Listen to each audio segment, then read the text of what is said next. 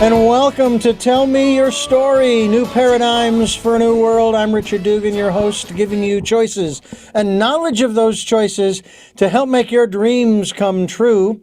And we are here on Sundays at 7 a.m. and 7 p.m., Monday mornings at 1 a.m., Wednesdays at 9 a.m. for our special edition of Tell Me Your Story. We stream live at those times at richarddugan.com. We also have podcasts that are available not only at richarddugan.com, but SoundCloud, iTunes, TuneIn Radio, Spotify, Stitcher, Player FM, Blueberry, iHeartRadio, Amazon Music, and many other locations. We have a YouTube channel where you can watch these interviews. YouTube channel is Richard Dugan and Tell Me Your Story. And we hope that you will also subscribe to either or both of the podcasts and videocasts so that you will be notified every time there is a new interview posted. And we also ask that if you can do so to support the work that we're doing financially, we have a PayPal account for your security as well as ours. And we have another invitation for you to participate in the Decade of Perfect Vision, where we ask you to go within to listen to that still small voice. Our guest today is Reiner Lomb, and I want to thank you so much for joining us on the program. You are the author of Aspire, 7 Essential Emotions for Leading Positive Change, no matter where you are. Thanks so much for being with us. Thank you for having me, Richard. I'm really excited to be here. It's a very interesting title, Aspire, which is obviously different than Inspire. Tell us about what it is that you want to achieve through this process to aspire to. Are we just aspiring to a better world?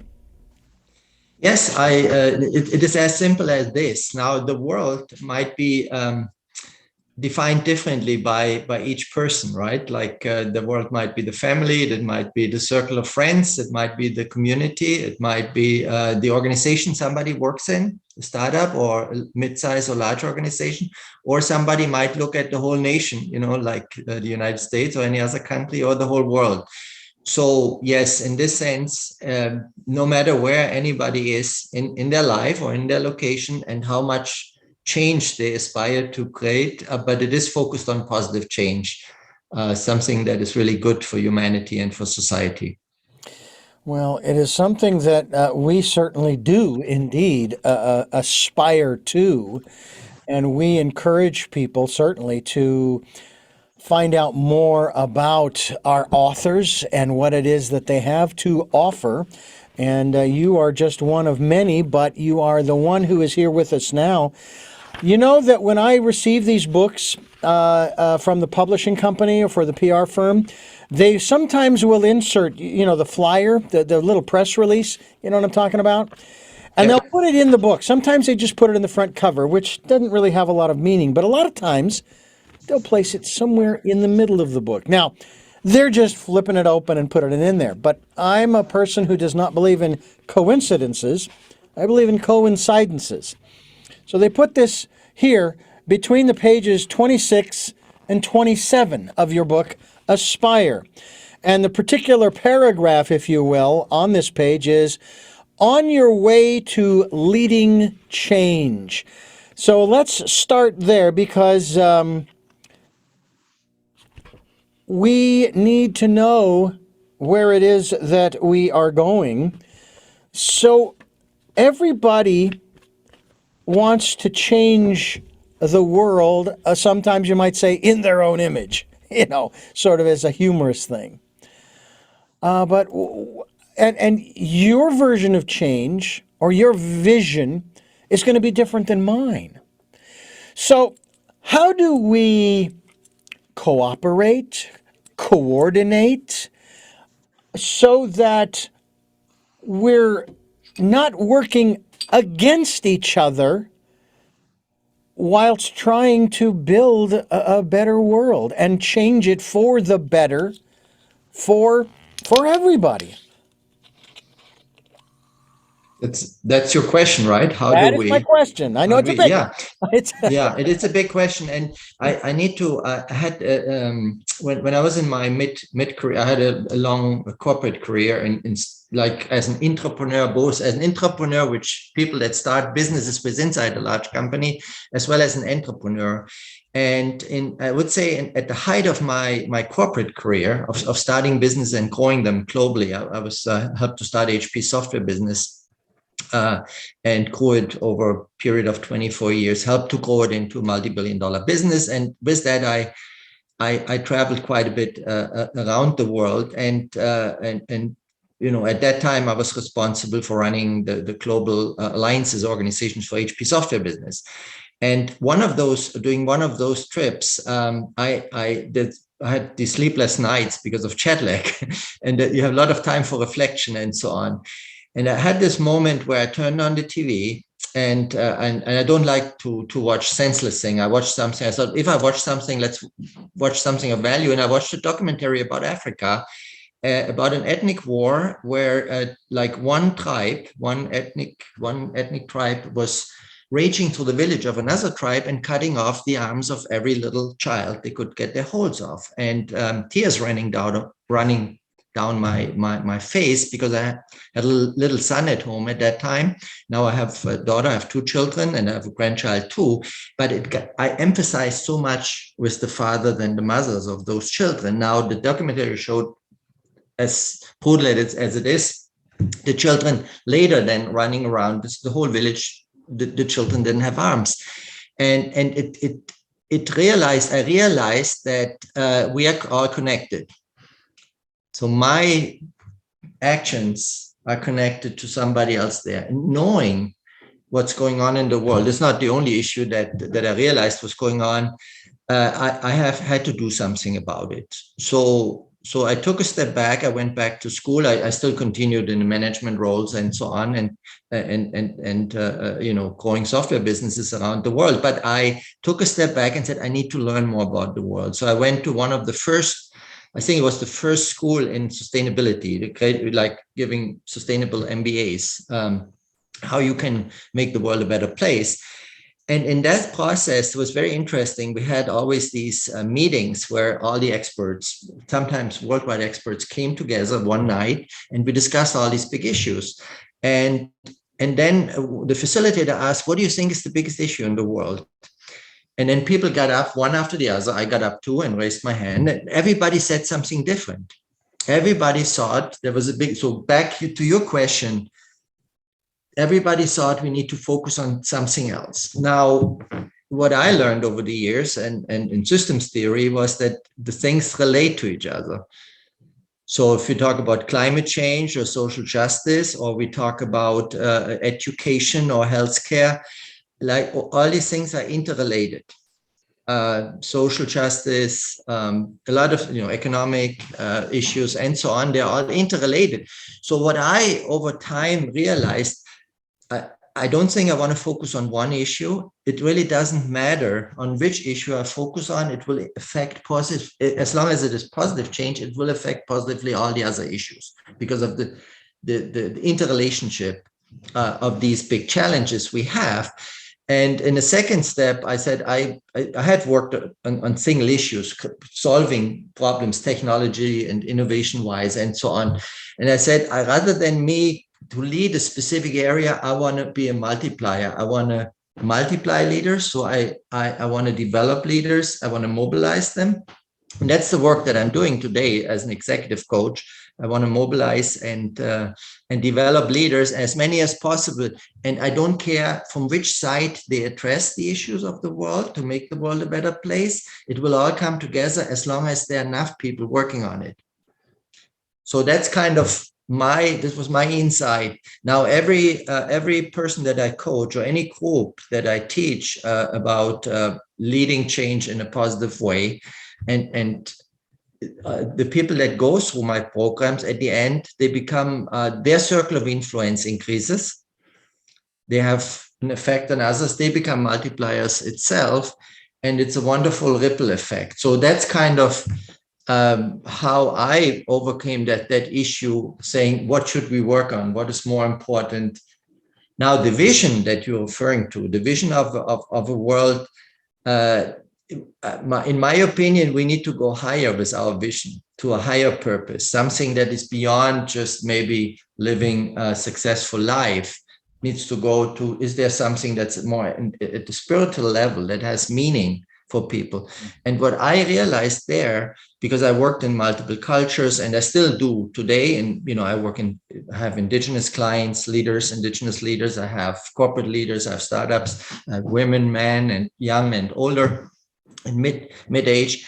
And one thing is that I observe at a higher level, we come all together. We are, as human beings, we're searching for meaning in life, and that's where we come together. And when the deeper we are talking about the issues, we are more divided, right? But the higher we come about the meaning of life, then it's easier to come together. Reiner Lomb is my guest here on the program. BoomerangCoach.com. We're going to find out why it's named that. He's the founder thereof, Boomerang Coach. It's an executive coaching firm specializing in leadership and career development, innovation, as well as transformational change. And his mission, as he is sharing with us, is to mobilize and develop leaders to create a more sustainable and positive future for all, as he just shared with us. And we certainly hope that you folks will go to that website. And we're going to talk about a lot of different things in terms of how we can lead change from wherever you are, which is sort of the subtitle of the book, Aspire, Aspire, A-S-P-I-R-E. It is seven essential emotions for leading positive change, as I just said, no matter where you are. And where we are right now is on Tell Me Your Story. I'm Richard Dugan, your host, and Reiner, I want to thank you so much, Reiner Loam, for joining us here on the program. This is interesting because I just finished an interview talking about leadership and the leadership qualities that are needed. But in a manner of speaking, we all will be leaders at some point in our lives. It may be for a short period of time. It may be for an extended period of time. It may not even be by our choice per se, although every choice that we make as we move on through this life prepares us for the next step and the next step and puts us where we are. So if you find yourself in a leadership role, it's on you because you made the choices that put you there, in a manner of speaking. But you'll look at it and go, how the heck did I get here? Well, you might want to look back a little bit. Hindsight's 20/20, so use that 20/20 vision and look back and see what choices you made. Let's talk a little bit about being a leader. In your perspective, from your observations, and obviously from the book Aspire, what does it mean to be a leader? And maybe even more importantly, what does it mean to be a leader that is worthy to be followed? Wonderful. These are two wonderful questions. The first question and the answer that I would give in short is somebody that has a positive vision, a leader that has a positive vision of the future, a change. It could be any challenge, small, medium-sized, big, as I said earlier, in terms of the scope, and then mobilizing and inspire people to help create that change and coordinating effective actions to make that change vision a reality. That's the first one. That would be my short answer. But in terms of your question about what makes it worth it to be a leader, in my opinion and my observation, I have seen many different types of leaders. A leader should be committed to serve others. He should care, as I write in Aspire as well. But in order to care, somebody needs to empathize, able to empathize with other people. You should be compassionate, which means it's a commitment to serving the needs of others.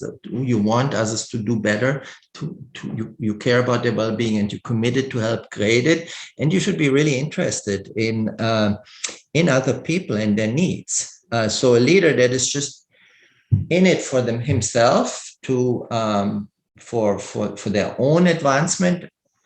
Now everybody has to live, and everybody needs to think about themselves as well as part of the larger, greater good. Some might have family and so on to take care of. But it is really, I think the important thing is that somebody is committed to serve, which in general people talk about servant leadership, but it is the commitment to serve. And the foundation of that is that you care about others.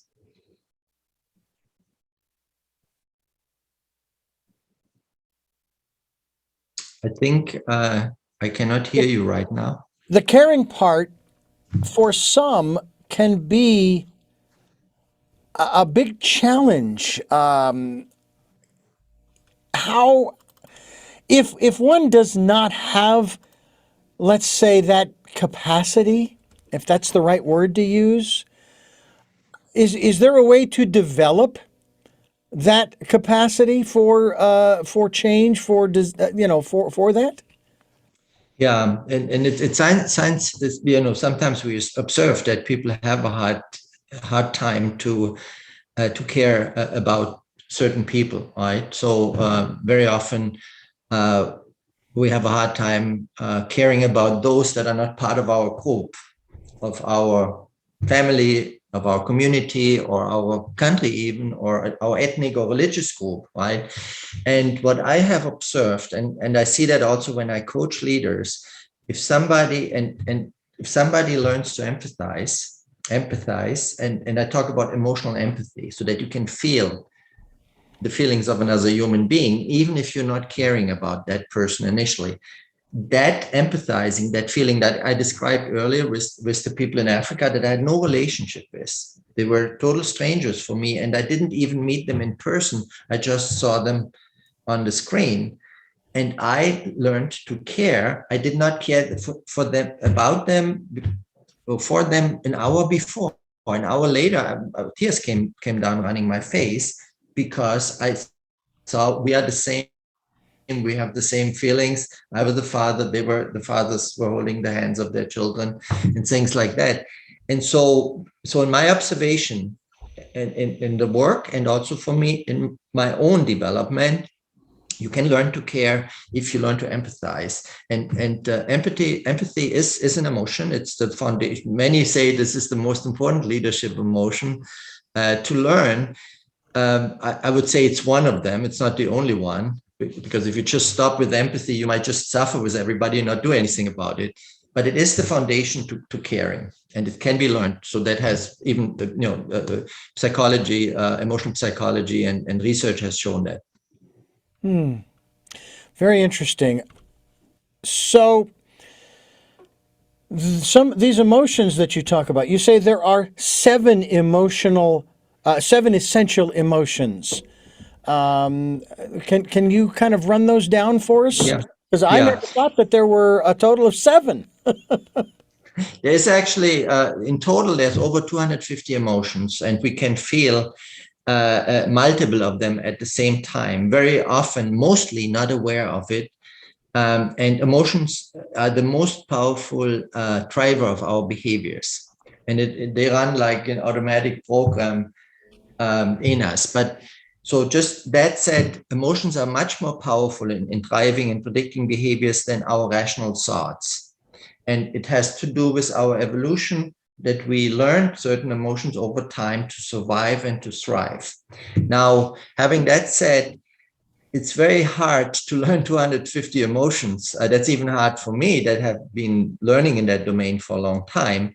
So I brought it down, saying, if we talk about creating positive change, to create a positive future for us and for the ones we care about, then what are the most important ones? Which are the most essential ones? So through observation, through research, and also confirmed through research of others, I came to these seven. Now, the first three of those sevens are empathy, which drives caring. And it is the emotional empathy that drives caring. It is compassion, which commits us to act on that caring, which commits us to serve the needs of other people, to pull the child out of the river when it falls in. We're not only standing by and suffering with the child, we are jumping in, or we take a rope or whatever to pull it out. And the third fundamental one is interest, which drives basically understanding. A leader that wants to create change needs to understand what his or her stakeholder need. What are the most important needs they have, being it their investors, being it their clients, being it their employees, et cetera, but they also need to understand the solutions. And that can be sometimes very complex if you talk about, like, transforming healthcare or education or ending a war. So if the political leaders, they have, or financial system, transforming the financial system to make it more secure for people. So that takes interest to understand. So that's the third emotion of those three: empathy, compassion, and interest. Build the foundation for any leader who wants to care and serve and understand.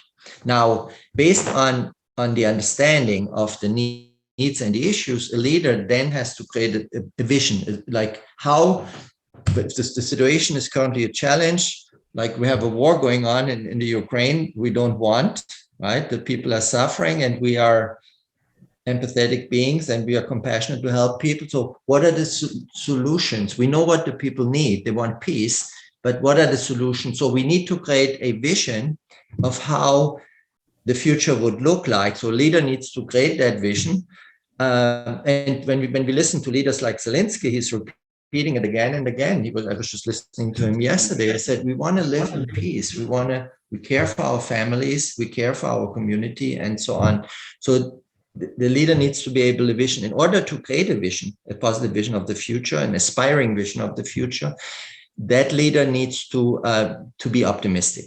He cannot be it cannot be a leader that lives in emotions that pull him in the past, or her in the past. No, like pessimism or resignation, which is the worst, right? Saying we cannot create change. So it needs to be optimistic, because optimism is a forward-looking. It pulls you forward, and you believe, if with the right resources and the right help, I'm able to create that future. That's the fourth emotions. And the fifth one is, once I have created a vision and I want to, then I need to mobilize people. And in order to mobilize people to help me create that vision, sometimes it's a handful of people, sometimes it's hundreds, sometimes thousands. And for a leader of a country, it might be millions of it that I need to create that change. That is inspiration. Inspiration is a sustainable energy that mobilizes people in an ongoing way, not just one time, not just one day, but they are. So that's the fifth one. And the sixth one is, a leader needs to be able to coordinate. Now you have all these people show up that want to, I'm signing up to create that change with you. I follow you, Richard. I love your vision, and I believe in you as a leader. The next one is really that you are able to coordinate effective actions towards that vision. And that emotion is trust. Without trust, there's no collaboration possible. I have led teams across the globe and had very often trust issues. And if I did not focus on helping to create people trust in me as a leader, me and the people, and the people among each other, to create that trust, collaboration would not be possible, and I could not coordinate effective action. So that's the sixth one. Now, people are now on the way in creating this wonderful new company or this new change vision, whatever it is. It might be a change in their own family as well.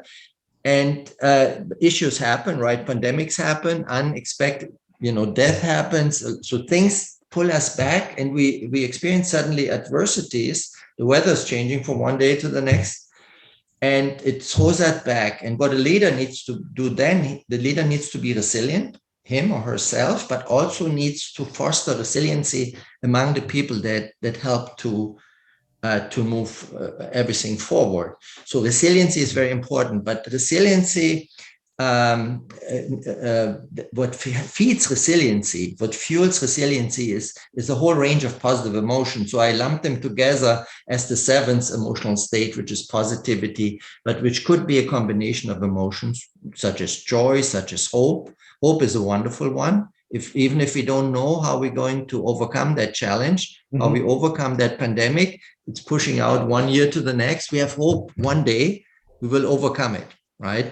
So hope is a wonderful one. Gratefulness is a wonderful one. So there's a lot of positive emotions that can help us in times of adversity, in times of setbacks, to be more resilient. So these are the 7 emotional states, and we can cultivate them, we can learn them, and we can practice them every day. Reiner Lomb is my guest here on Tell Me Your Story. I'm Richard Dugan, your host, and I thank you so much, Reiner, for joining us here on the program. How did you get on this particular path? Was this something that you were raised with, this philosophy that, say, your parents or your society just had, as far as creating a more inclusive and sustainable world for all peoples?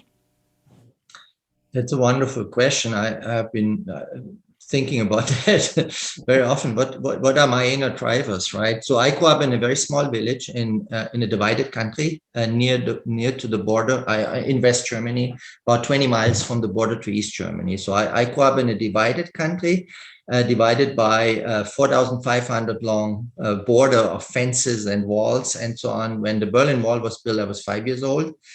And it created a lot of suffering for people. So our dream that we grew up was we want to be united. And this was not to be a big country and powerful and so on. It was like, because we had relatives on the other side. I have relatives in East Germany, I have relatives in Czech Republic. My mother's from the Czech Republic, my father's from Germany, and so on. And we could not be together. So that like positive change in overcoming division, that was ingrained. But I also grew up in a family business. My family had small businesses, like I grew up on a small farm. My father had a cabinet maker business, my grandfather mill business, and so on. That also defined our relationship. So from little on, everybody that touched our business, that was working in the business or clients, they were treated like family.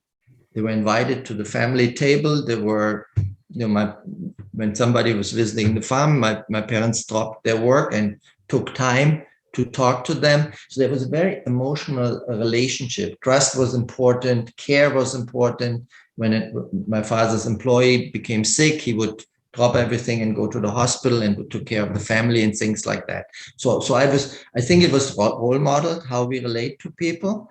If there was a family that was thrown out, I remember of their home, they had a rented the person that they rented from their place, and the large family, like 5 children and 7 people, suddenly on the street. And I saw them on the street. They were thrown out, and my father immediately dropped all the work. He was on the council, on the village council, and he immediately mobilized everybody to find a home, at least that they didn't have to sleep on the street. So I'm just, what I'm saying is sometimes these things are role modeled, how your parents or your teachers relate to others, and they related in a very human way. Now, they had gone through war and suffering, and they had experienced atrocities, but they did not become bitter. That was the nice thing for me. They never, they were not so much backward looking. They were always forward looking. Let's create something better from that experience. So I think there's some roots in that. I have to say now, I live in in another country. I live here in the United States, and again in a divided country, and it saddens me. But the only difference to the country I grew up, Germany, that was divided by physical barrier, we are divided by emotions. We are divided by resentment. We are divided by fear of each other. We are divided by anger, sometimes hatred even, which we see in these mass shootings and so on. And we have to overcome those barriers. And that can only be created if we create an emotional shift.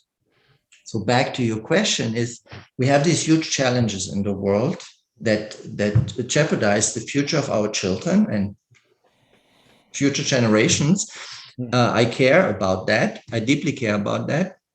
And in order we can solve those issues. I'm 100% convinced we have solutions, but only if we work together. Again, in order to work together, we have to overcome the division. And in order to overcome the division, we need to create this emotional shift. So that's why I do the work I'm doing. And that's a big inspiration for the book, for Aspire. I don't know why, but all of a sudden in the back of my mind, I heard this voice responding to what you were just talking about and your dream and how this came about. And based upon what this voice, which is not my higher self, mind you, all of a sudden I'm hearing, what? Reiner, what, are you crazy? This will never happen. We'll destroy ourselves before. And of course, I'm the optimist. I'm the glass half full kind of guy. I've often wondered, though, what the glass is half full of. I'm not sure. Maybe I don't want to go there. It's kind of like not wanting to know how the sausage is made. But anyway, I'm very optimistic about our future as a society, as a civilization, not just the United States, but all across the globe. I take it you are too. I mean, obviously you wouldn't have written this book because this book it screams, optimism, as is one of the emotions. Yes, absolutely, Richard. I don't think we can afford to be not optimistic. But also, again, this goes back to we can cultivate these emotions. We can cultivate optimism.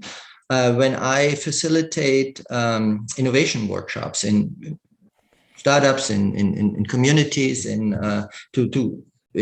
large corporations and so on, to find solutions for challenges that people tackle, I have to facilitate exercises that shifts people to optimism. Okay, so now some people say this is a born optimist or this is a born pessimist. Now I have learned you can learn optimism. Now, for some, it might be a little bit harder. Like any kind of skill, somebody has a talent in something. Somebody might throw a ball very well, and if they practice enough, they become a good basketball player. Maybe they play even in the top league and things like that. But the same here. Sure, there's some people that maybe have a little bit more affinity to optimism than others. However, you can, if you're mentally healthy. Okay, I'm talking about not a disturbance, like you're not depressed, like clinically depressed. And if somebody is in that state, they need coaching is not enough. Somebody needs therapy and needs, psychotherapy and so on. But if somebody is mentally healthy, each person that I have seen can learn more optimism, and that's the exercises that I suggest in the book. And to understand a little bit how these shifts can be created to more optimism. Now, then that enables really change once we're in a state of optimism. Well, and there is also a challenge to deal with, and that has to do with this concept that you just referred to by word, change. People have they have a real hard time with this aspect of change. And I'm wondering how you are able to help people to understand that change is the natural, it's the way the universe works. Yeah, it is. I have once read a metaphor about change. The metaphor was like a person in the river, like a river with a strong draft, like pulling a person away, but the person doesn't want to be pulled away by the river and holds on to a root or something, a branch.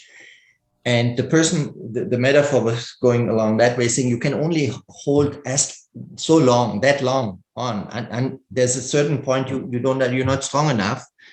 to stay where you are, and you need to go with the river. Why not go with the river right away and save your energy and so on?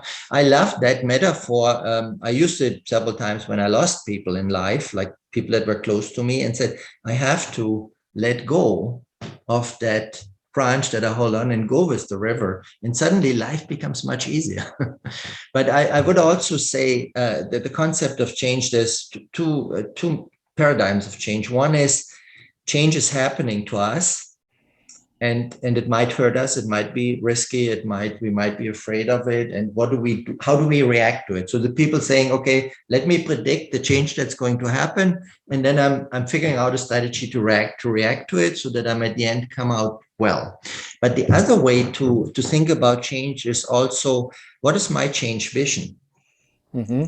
And then say, okay, that's back to the leader, right? The leader creates a change vision, creates a vision. Like if you had a magic wand, what would you aspire to? That's why the title of aspire to the future to look like for you. Let's just start with you as a human being. And then what are the steps that I need to take to get there? If I had enough time, if I just give it enough time. And then very often people say, this is in the way. I don't have enough money, or I need to work all day long, and at night I'm too tired, whatever it is, or so this cannot be done. But the point is, by identifying what the barriers are, and very often it's a mental barrier, very often it's an emotional barrier. I write in the book about emotional barrier. They are the strongest that hold us back. When we know those, now in coaching, I help people identify those emotional barriers and then help them create a shift to overcome those barriers. Our brain has a wonderful mechanism. It's and that's found out by research. It's one of the researchers in emotional psychology. She found out is when we identify this, she called it mental contrasting. If we identify, so we have a vision of a future, we dream of something, and if we identify the barrier, if we can name the barrier, our brain will come up with solutions automatically in the background, subconsciously, to overcome those barriers. But we have to name and identify and name the barriers. And I experience that very often. I have no solution to a problem in the evening. I name the problem. Maybe I write it down in my journal, and what is in the way. In the morning, suddenly I wake up and have some idea how to deal differently with it. And so our brain has this wonderful capacity. Does it always work? No, but very often it works. So in my leadership workshops, in my innovation workshops and so on, I deliberately lead somebody through that process of identifying the dream they have, but then also the barriers that are in the way of achieving that dream. And those barriers were created years and years and years ago, probably in our childhood, that are still affecting the choices that we make. And I know that there were a lot of folks out there, such as yourself, who are helping people, wanting to help people to, so to speak, break down those barriers so that we can start taking a look at these 7 different emotions that I think are extremely important for us to look at. And I'm going to just run down them real quickly. They are empathy, compassion, interest, optimism, inspiration, trust, and positivity, all from the book Aspire by Reiner Lomb, and we are on Tell Me Your Story. I'm Richard Dugan, your host, and Reiner, I want to talk to you more about these not only these emotions that you have listed as the main chapters, if you will, the 7 main chapters, but you also have a preface regarding the intangible force. Talk to us about that. I mean, I could start throwing out all kinds of names, but rather than do that, what is the intangible force? Yeah, and the distinction I'm making here between intangible and tangible is tangible is something we can see, we can touch, we can explain, and so on. We can wrap our brain around, and so on. And intangible is, and it is obviously a metaphor description of the emotions that are very invisible, not as tangible for us. It's not something a person or maybe your listeners think about it, every time you do something, you take an action, or you're kept from taking an action, you think about, oh, what's the emotion that is holding me back, right? That's not what person, like if somebody goes down a road and the police car stands there and because there's an accident, so oh, this is a tangible barrier. There was an accident, now there's a police car and we need to take a detour. But if there is we go down the road and we somehow, there's some fear coming up in us with some emotion saying, I cannot go on, something happens to me, I need to take another road. For whatever reason, that becomes intangible. And we have these things in life, right? When anxiety is an emotion where we don't know why we have the anxiety. We cannot identify it. Fear, we can say, oh, there's danger coming. There's an accident, or there is, if I go down that cliff there, I fall into the ocean or something. So I can see the danger, I can see the risk. But with anxiety, that's the problem. We don't know. We have anxiety. We have some anxiety about something, but we cannot name it. So that comes. So these are more intangible things. These are barriers, but they're also emotions that are positive, that help us to lead the life we want to lead. Now, in the preface, I'm using the metaphor, the example of the wall, the fall of the wall. And this is a wonderful example that I grew up near the border to East Germany. And I personally, when the wall came down, I was in Cuba.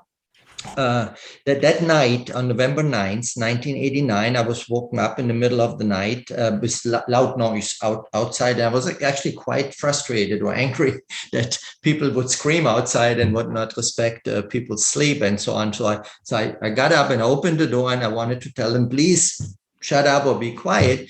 And the people were screaming so loud and screaming at me, the wall came down. And so I didn't say anything because I thought they were totally crazy. So I went back, I told my wife, they're totally crazy. I cannot even talk to them. I cannot talk to crazy people. They said the wall came down. So I shook my head, went to bed, and not believing it. The reason why I was not believing it, because I was never optimistic. I didn't have the optimism that the wall ever could come down. And the reason was, I experienced the power of the Warsaw Pact, the Soviet Union. I grew up with the military building up on both sides. At some time, I was drafted into the military myself. I was stationed at the border to check when my cousin was stationed on the other side, and I was in the Air Force there. So for me, this was such a barrier that could not be overcome. So that was intangible. I did not think about optimism or pessimism. I just felt that it would not come down. Now, when I learned later the wall had come down, and later I used it as a leadership case. I studied the emotional shift that is required in order to bring the wall down. And the situation was that in the summer of, this was a few months before the wall came down, in the summer of, this was July 1989, in the city of Leipzig, where everything started, really, the peaceful revolution in East Germany, people were still very pessimistic. The police were still beating people up, put them in prison. And a friend of mine, Anke, she's also in the book, she actually, because of that pessimism, she decided to escape. And she escaped through Hungary and then to Yugoslavia and Greece, and made it to West Germany. But then in August, September, suddenly an emotional shift occurred. There was the Monday peace prayers in the Nikolaikirche. There was two pastors that were facilitating those peace prayers. After the peace prayers, people would just peacefully demonstrate in the streets. First, there were a handful of people. Beginning of September 4th, first Monday.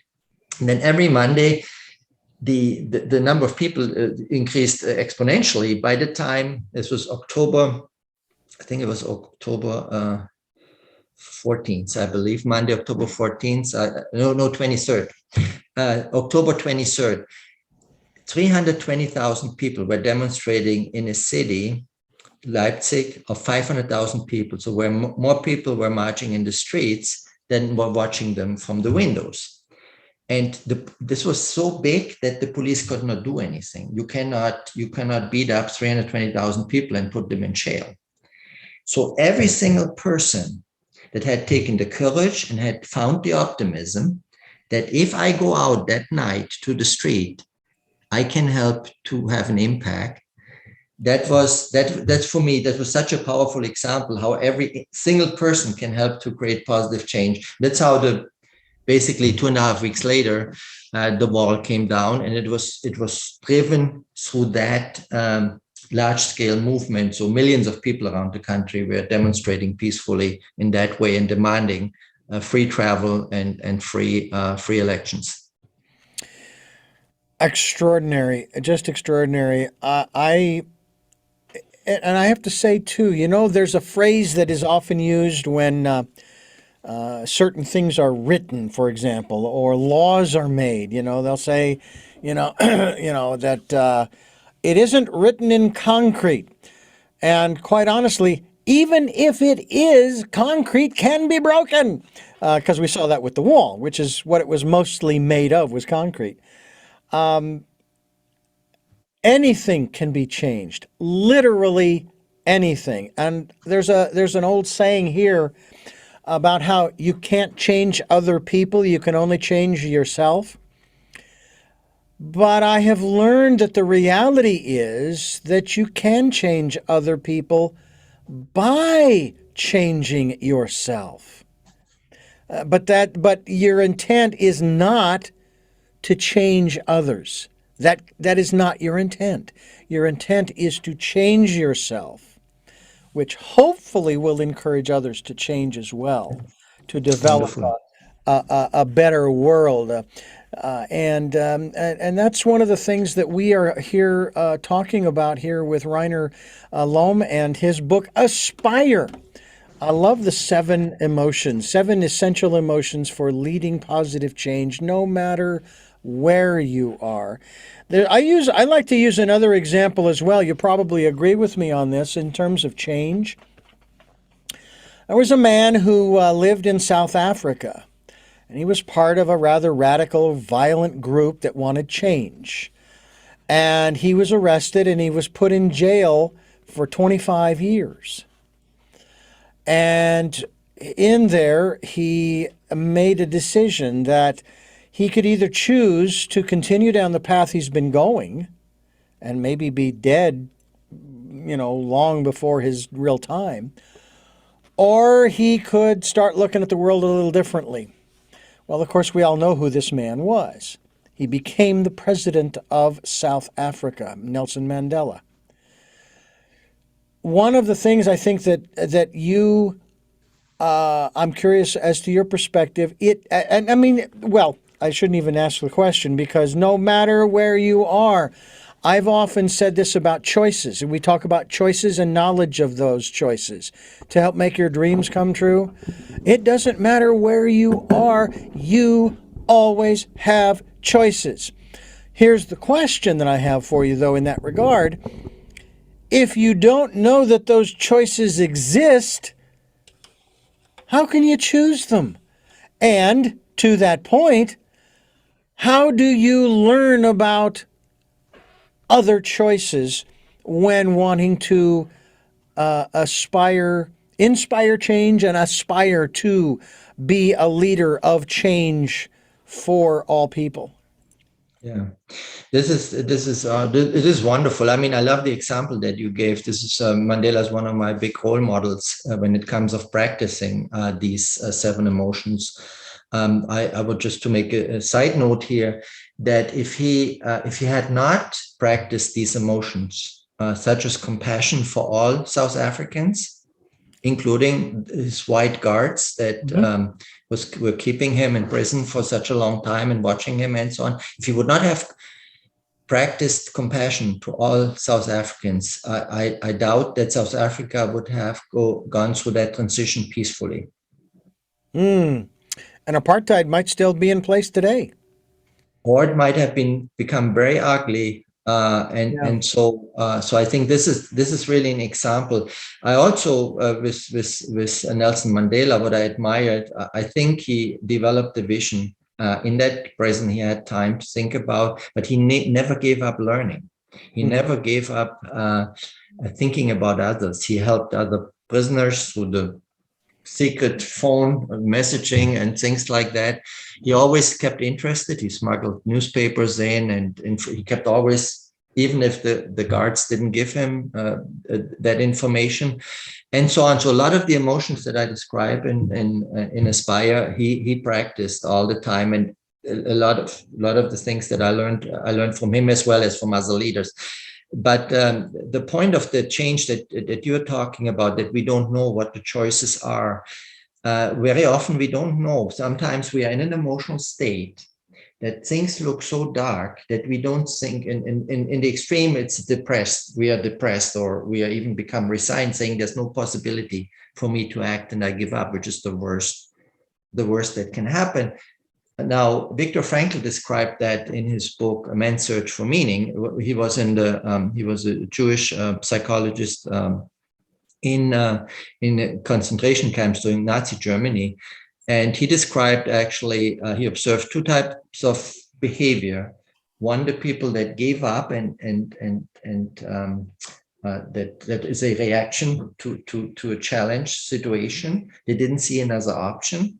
My father described the same thing. He was in a war prison in Africa for 5 years in very bad conditions. He described exactly the same thing that he observed, that Viktor Frankl described as well. And so Viktor Frankl, he just described it very eloquently in his book, is saying, you have always a choice. You can postpone your reaction. You can give your brain a little bit time to react until you give it time to come up with some other options. So in the concentration camp, it was basically not to react in a way that you would provoke the SS guards and then possibly kill you or put you in a bad situation and things like that.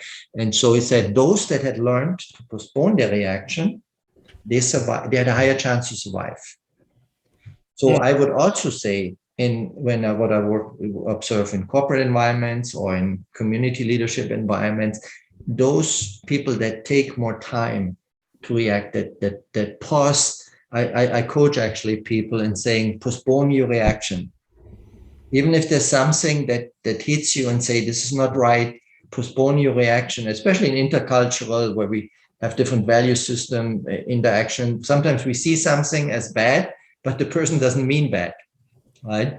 Yeah. So what I'm suggesting is to your listeners is basically to say, if you don't know right now what you can do about this situation, give it a little time, and also know that there may be somebody out that can help you with it.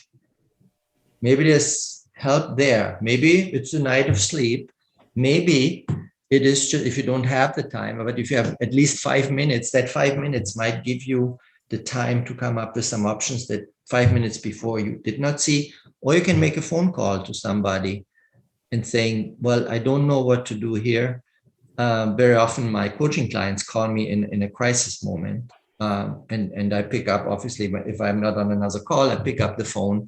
That 5-10 minute conversation together, just listening and giving a little bit time, helps the person to suddenly to come up with new options that they did not see before. Well, and that's really important for us to do. Now, at the same time, you don't want to spend an inordinate amount of time. Waiting 5 minutes, that's a good thing. 5 days, 5 weeks, 5 months, 5 years, nothing gets done. Nothing happens. There's no change. Right. And that's one of the reasons why every time I hear about these things that they want to do on a governmental level, it doesn't matter what level of government we're talking, national, state, city, county, what have you. And all of a sudden you will hear the words, let's spend $60,000 to hire a research committee to figure out whether or not blah, blah, blah, blah, blah. And I'm going, really? Now, the reason I bring that up is Where does our intuition come into play here? When you know, and I know, just by that inner voice or that gut feeling, yeah, we should do plan A because it has fewer repercussions, whereas plan B has more detrimental repercussions.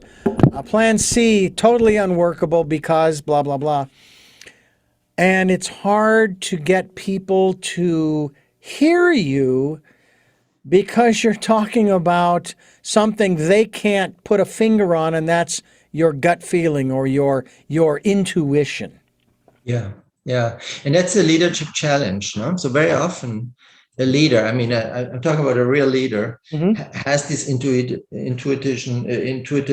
capabilities to say this is the right thing, this is where we should go now, and we don't have 5 days or 5 weeks or 5 years to build a committee and figure this out. Now, very often in large organizations or in society and so on, leaders, they want to build an insurance, right? Kind of saying, I want data. I have been in the corporate world, and leaders that didn't want to make a decision, they said, let's get the data first, right? So it's a risk adverse. So because every time you follow your intuition, you also take a more risky path, right? Because you don't have the data, but you might, like your inner processor might still have all the data, but it's not, you cannot explain it, right? Yeah. It's saying like, it's my intuition, it's the right way to do. Now, like military is a wonderful example. I'm saying in terms of, because it is very often, it's a life and death situation where a leader has to make an intuitive decision that there's no time, like when it's about saving somebody's life. Yeah. Let's get the data first. Is he really at risk, right? The leader has to, or somebody, or a body has to act. I think my colleague is at risk, and I need to do something to save his or her life, and so on. So there's these situations. Now in the corporate world, we act like we have time. When I started at HP, Hewlett-Packard. This was 1988, and I was put into, or asked to join a task force to investigate or to come up with a plan to start a new software business. HP was a hardware company. Software was just, there was no company in the world that had made $1 billion in software at that time. There was like Microsoft, and they were all not that big as today, those companies, right? So this, I loved it. I was totally fired up. I believed that this was the future in IT. That was the next generation of thing, and I thought wonderful things could be done with it, and I was really inspired and so on. And I was just there not very long, and I was still new, and there were coffee breaks. We were just a small task force in the room, locked away, but we walked out and got a coffee, and a senior HP person that worked in the hardware engineering field walked by and introduced himself. Said, "Well, I introduced my name, and he said, 'What are you working on?' I said, 'We're building $1 billion software business.'" And I just blurted it out without really thinking. I was half humorous, but half serious too. And it was a little bit came out of my subconscious mind. And he looked at me and said, "Young man, you're in the wrong company here. We don't build software." And so when I left HP 24 years later, the HP software business had grown from $0 to $4 billion business. It was one of the 4 or 5 largest software companies in the world at that time. So the only reason why it was able, that there were people like me, I was not the only one, that were optimistic, that saying really change is really possible. And they were inspired to have a sustainable energy, even through tough times. Even if when people said, we don't do that here, or we don't want you to do that here, which happened quite often over the years, and the people put roadblocks in place, you still needed people that did not give up. And so with I'm just using it as an example, like the fall of the wall, and I can give also, smaller examples as well that I see every day. You have to have those people that have the optimism and that are also able to introduce and cultivate all these other emotions that are necessary to create the aspirational positive change. It's interesting that you refer to these as emotions. I hadn't really, happy, sad, and those types of things, anxious and what have you. But I actually can see where these do fall under those categories. Again, empathy, compassion, interest, optimism, inspiration, trust, and positivity. Those are the 7 main chapters that you folks can look into. And talk to us a little bit before we wrap things up here about the Aspire leadership model. How does it differ from some of the old models of you do it my way or else, my last guest said that he had a situation he'd heard about where, especially now that people want to work, they're finding out that they'd rather work from home. The company came to them and said, all right, we want everybody to work 60% in the office and 40% at home. And the employees all said, they didn't unionize, mind you, but collectively they said, no, we want to work from home. So, okay, well, how about 20% in the office? Okay. And so the leadership sort of, I would have to say, more acquiesced rather than led. So what about the old models versus the new ones and the Aspire leadership model? Yeah. I mean, there's so many leadership models out there over decades that developed. There's like the one that you're referring to is more autocratic in kind of, I tell people what to do and I enforce my way by power, by hierarchy and so on, versus the more participatory democratic way of finding a consensus and things like that. Mm-hmm. So that's one way of looking at leadership, and obviously in the military we have the more hierarchical, and now modern companies, some of the startups they experiment with more participatory type of leadership models. In Germany, we have even institutionalized it with the Betriebsrat, which is workers' council. They sit on the board of companies as well, so they have a legal right to influence where the company is going. Now, the other type of leadership model is more like process and behavioral focused. It's just looking at the processes and the behaviors of leadership. But it doesn't look so much, well, some might look at the drivers like values or beliefs and so on. They're a little bit more tangible. They can express them. Mm-hmm. But typically people don't look at what are the underlying, like the feelings of people. And they forget that people are, that human beings are emotional beings. They feel, and that feeling, that moment, maybe not being aware of it, or the leader not being aware how the people are feeling about the decision, like if I shove it down their throat, right, a decision, and therefore like doing the wrong things and showing the wrong behavior. So the big difference with this model is actually it can enhance any other leadership model, because by knowing how people feel and how should they feel in order so that I can positively influence them. So for example, if the leader, in this case that you're saying, moving from a work at home to a more hybrid model, that people come in some days, what about if you inspire them? If you discuss and share and maybe even let them contribute, what would be the benefit of such a model for you, also for your personal and your career growth and for your success in your work? So for example, there's good data that says work at home for like working by ourselves on a project that's well defined, much more productive. But when it comes to creating something together for innovation, not the best idea. We need to be in the same room, and we have the white walls, and we all draw our ideas and we put our heads together.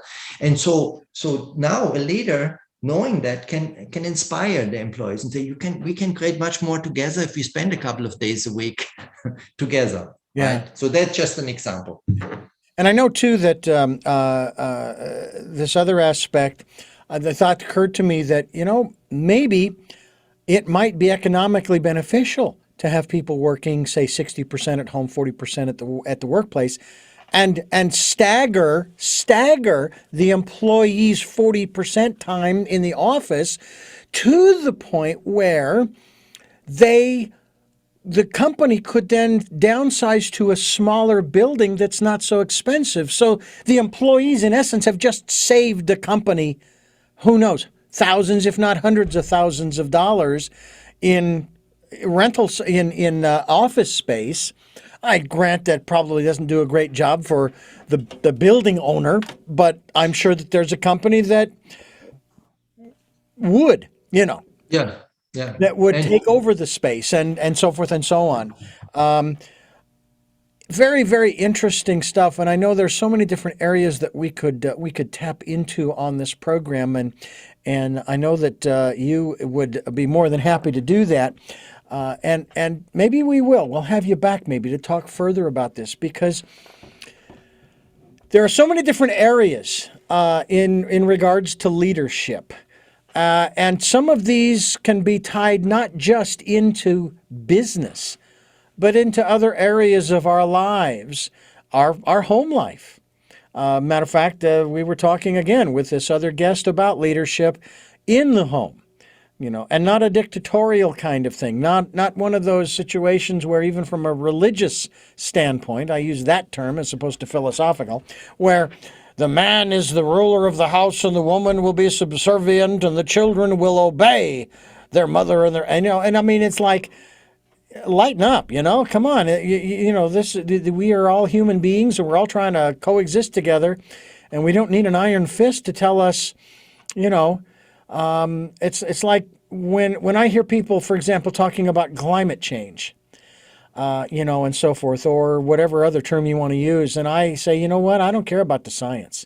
You can throw the science out. Here's my argument. Why don't we just clean up our home? Could we just do that? Could we just clean up our home? There's no science involved. We've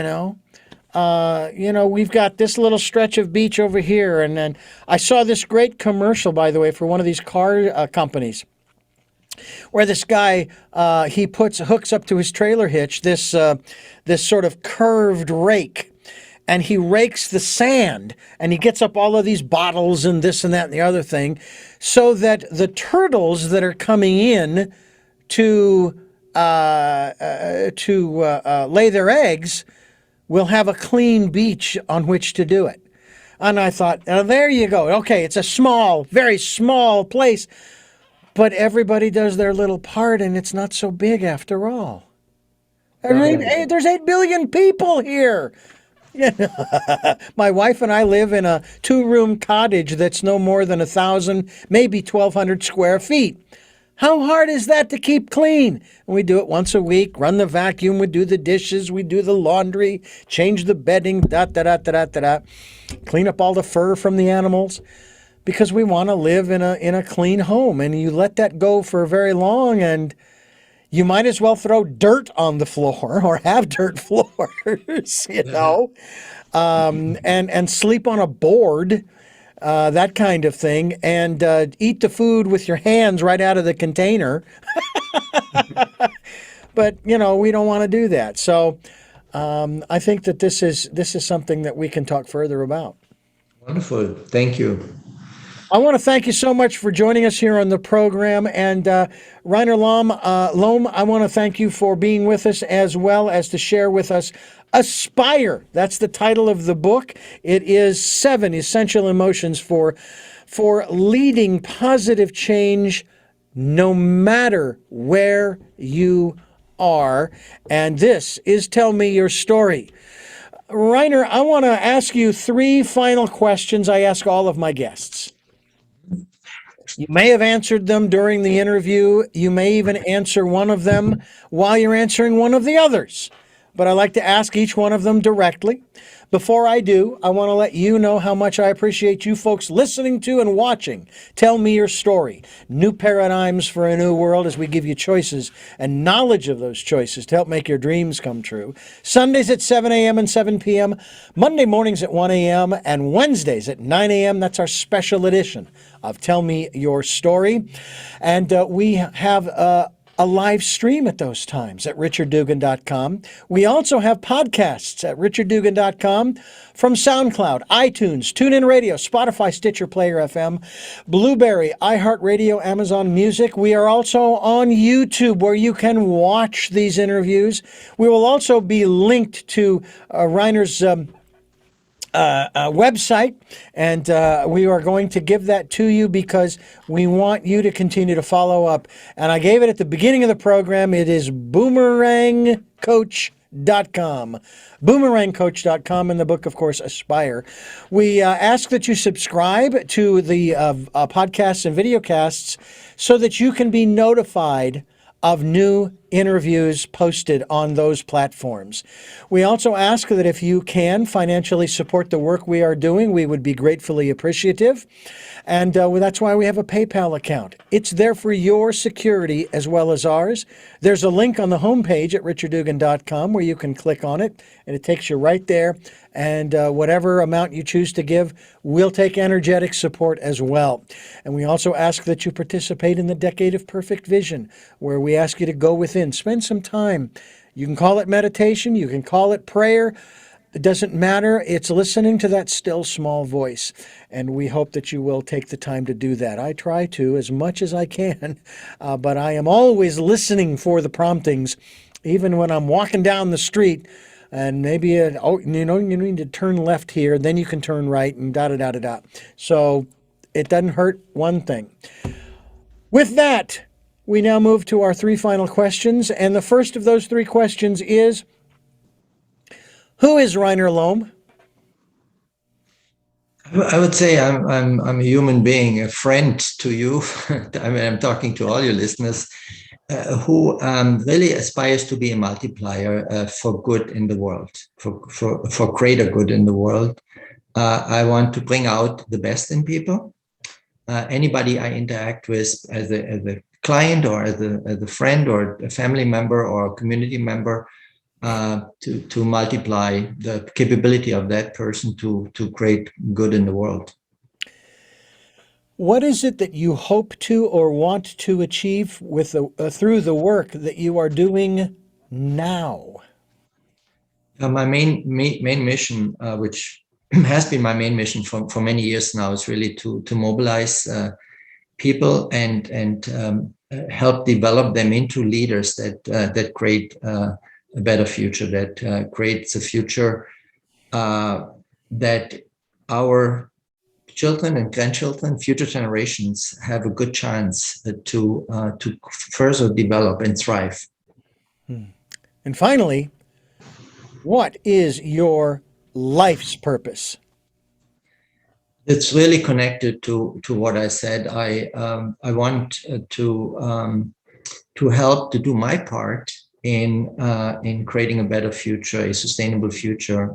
I want to help preserve this planet for future generation, and it has almost a spiritual meaning to me. It has a spiritual meaning to me. I think that is my purpose here. Well, Reiner Lomb, I want to thank you again for joining us here on the program. It's been a real pleasure. I really appreciate your insights and sharing with us Aspire, the work that you have released. And I hope people will get in touch with those 7 emotions.